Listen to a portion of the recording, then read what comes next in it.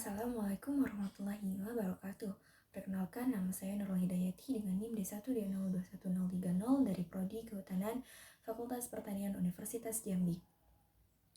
Berikut ini adalah tentang sifat wajib dan mustahil bagi Allah. Sifat-sifat Allah merupakan sifat yang dimiliki Allah Subhanahu wa Ta'ala yang Maha Agung dan Maha Sempurna. Sifat-sifat wajib bagi Allah, ada banyak sekali sifat wajib Allah Subhanahu wa Ta'ala, diantaranya sebagai berikut ini. Yang pertama, wujud atau ada. Sifat wajib yang dimiliki Allah Subhanahu wa Ta'ala yang pertama yaitu wujud, memiliki arti ada. Maksud dari sifat wujudnya itu Allah merupakan zat yang udah jelas dan pasti ada. Allah Subhanahu wa Ta'ala berdiri sendiri tanpa bantuan siapapun dan tidak diciptakan oleh siapapun. Kedua, kidam, awal atau terdahulu. Kamu tahu kalau Allah bahwa kita tahu bahwa Allah menciptakan semua yang ada di alam semesta ini beserta dengan makhluk dan isinya. Allah mempunyai sifat kidam yang artinya terdahulu karena Allah yang menciptakan semuanya. Yang ketiga, baka atau kekal. Maksud dari sifat Allah yang ini adalah Allah maha kekal. Allah tidak akan binasa, tidak akan mati dan tetap ada selamanya. Yang keempat, mukhalafatul lil hawadisi, berbeda dengan makhluk ciptaannya. Dari sifat yang ini, Allah udah pasti berbeda dengan ciptaannya. Dialah zat yang maha sempurna dan maha besar. Tidak ada satupun yang dapat menyerupai keagungannya. Yang kelima, qiyamuhu binafsihi atau berdiri sendiri. Maksud dari sifat Allah yang satu ini adalah Allah itu berdiri sendiri, tidak bergantung pada apapun dan tidak butuh bantuan pada siapapun. Yang keenam, wahdaniyah, tunggal atau esa. Seperti yang tertera dalam kalimat syahadat, bahwa tiada Tuhan selain Allah. Ini menjelaskan kalau Allah mempunyai sifat wahdaniyah yang memiliki makna sebagai tunggal atau esa. Selanjutnya yang ketujuh, kudrat atau berkuasa. Allah yang merupakan zat yang maha sempurna mempunyai sifat kudrat, yang artinya Allah maha kuasa atas semua yang ada atau suatu hal yang ada di semesta ini. Yang kedelapan, iradat atau berkehendak. Apabila Allah berkehendak, maka jadilah hal itu dan tidak ada seorang pun yang mampu mencegahnya. Yang kesembilan, ilmun atau mengetahui. Allah Subhanahu wa Ta'ala maha mengetahui atas segala sesuatu, baik yang tampak ataupun yang tidak tampak. Yang ke-10, hayat atau hidup, bahwa Allah Subhanahu wa Ta'ala merupakan maha hidup, tidak akan pernah mati, musnah atau binasa, dan akan kekal selama-lamanya. Yang ke-11, sama atau mendengar. Maksud dari salah satu sifat Allah yang ini adalah Allah maha mendengar, baik yang diucapkan ataupun yang disembunyikan di dalam hati. Yang ke-12, basar atau melihat. Allah bisa melihat segala sesuatu yang ada. Penglihatan Allah tidak terbatas dan Dia mengetahui apapun yang terjadi di dunia ini. Yang ke-13, kalam atau berfirman. Allah itu berfirman dan Dia bisa berbicara atau berkata secara sempurna tanpa bantuan dari apapun, terbukti dari adanya firman-Nya dari kitab-kitab yang diturunkan melalui para nabi. Yang ke-11, qadiran atau berkuasa. Allah ini maha kuasa atas segala sesuatu hal yang ada di alam semesta ini. Yang ke-15, muridan atau berkehendak. Maksudnya adalah kalau Allah menakdirkan suatu perkara, maka nggak ada yang bisa menolak dari kehendaknya tersebut. Yang ke-16, aliman, mengetahui. Allah adalah zat yang maha mengetahui segala sesuatu, hal yang ditampakkan ataupun yang disembunyikan darinya. Tidak ada satupun makhluk yang bisa menandingi pengetahuan Allah Subhanahu wa Ta'ala.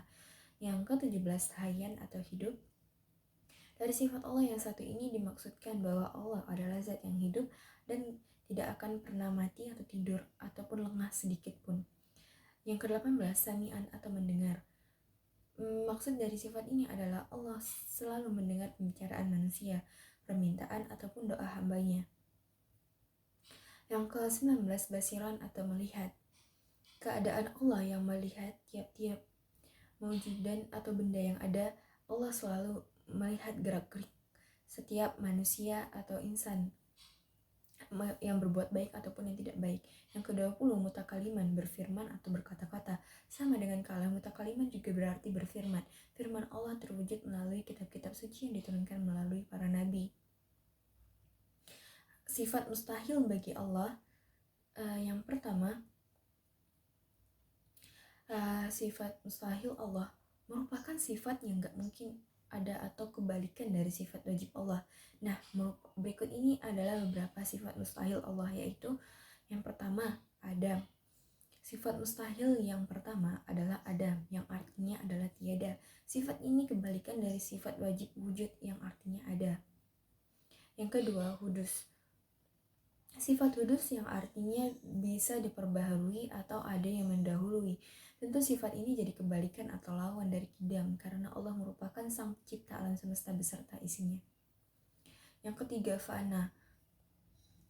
Fana sendiri artinya binasa dan kebalikan dari sifat kekal, yang artinya selama-lamanya Allah Subhanahu wa taala enggak akan pernah musnah atau binasa, karena Allah abadi sampai selamanya.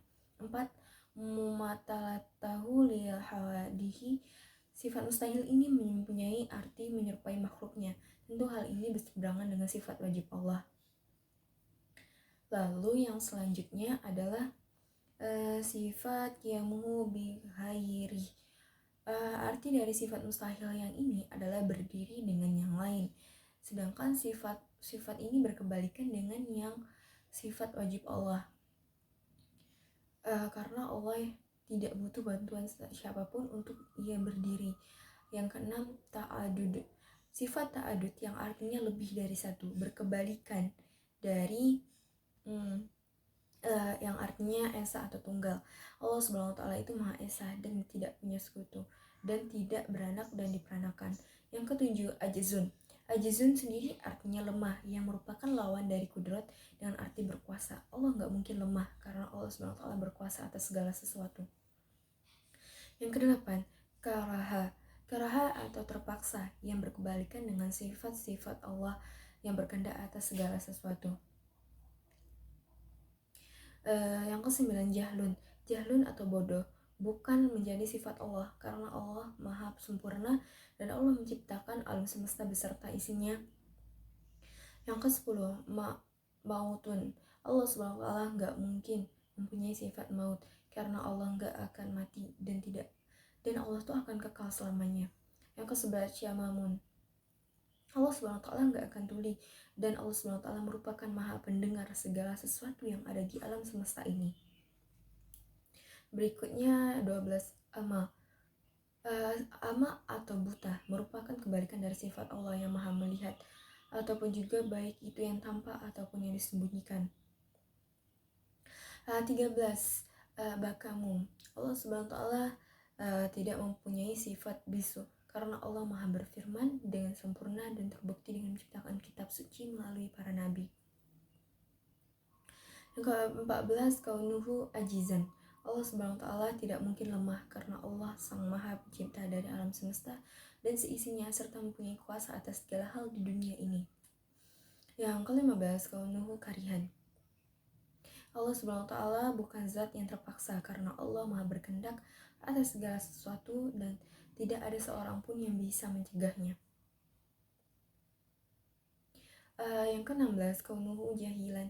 Allah Subhanahu wa taala mempunyai sifat mustahil, bodoh, yang menjadi kebalikan dari sifat wajib, yang menandakan kalau Allah maha mengetahui dan melihat segala sesuatu yang ada di alam ini.